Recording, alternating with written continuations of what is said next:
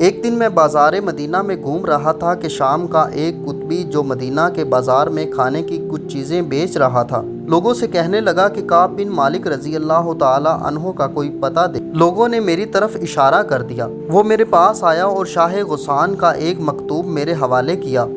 چونکہ پڑھا تو لکھا تھا کہ ہمیں اطلاع ملی ہے کہ تمہارے آقا صلی اللہ علیہ وسلم نے تم پر سختی کی ہے۔ اللہ نے تمہیں کوئی معمولی آدمی تو نہیں بنایا، تم کوئی گرے پڑے نہیں ہو، تم ہمارے پاس آ جاؤ، ہم تمہیں نوازیں گے۔ میں نے یہ پڑھ کر کہا، میرے اللہ، یہ تو نئی مصیبت آ پڑی۔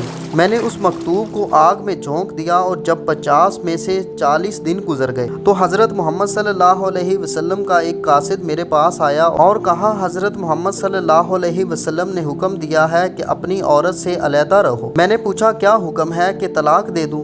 کہا، نہیں، صرف الگ رہو، قربت نہ کرنا۔ کہا کہ دوسرے دونوں کے بارے میں بھی یہی حکم ہوا ہے۔